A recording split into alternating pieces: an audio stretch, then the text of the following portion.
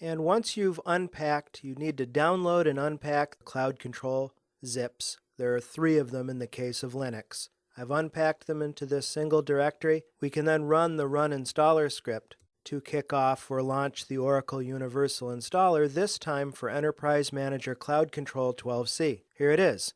And the general look and feel is very similar to we saw in the Oracle Database 12c installation, and that makes sense because it's the same underlying Java technology. I'm going to say I'm not part of Oracle support and click Next. I'm going to skip a search for updates. It's really cool if you do have a support agreement, all you'd have to do is put in your credentials and you can bring those down. It's again an incentive to have a support contract with Oracle. I have no choice but to skip. We have a whole bunch of prerequisites happening, as you can see. It's buzzing through. You want them all to succeed, and they have in my case. That's really great. I'm glad to see that. We can click Next. We can create a new Enterprise Manager system, upgrade an existing 11G system, or just install the software and do the configuration later. Well, we're going to do a simple Enterprise Manager system. And now we're asked to browse to our middleware location, our agent-based directory, and verify the host name. We can use the handy-dandy browse button here to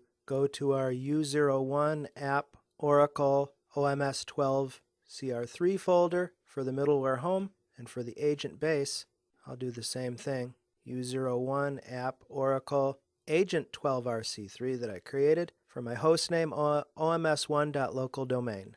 Next. We'll specify an administrative password. This is going to be for the sysman user account. That's something that confuses people when they install Cloud Control and then they're thinking, what account do I use to log in? It's going to be sysman with this password. For our database, it's going to be the local machine. It doesn't have to be, but I happened to install 11G on this machine.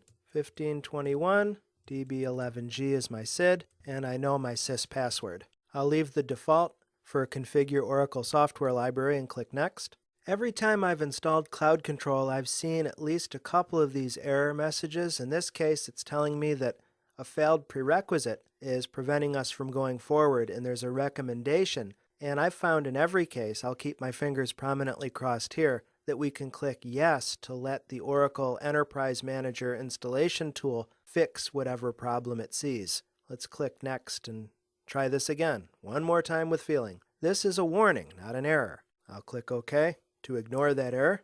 I think we're fine for now. My memory is set up appropriately. All right, good. So it looks like we're ready to install. Without any further ado, I will click Install and then twiddle my thumbs while the bulk of the installation takes place. I'm going to pause the video and I'll catch you on the other side.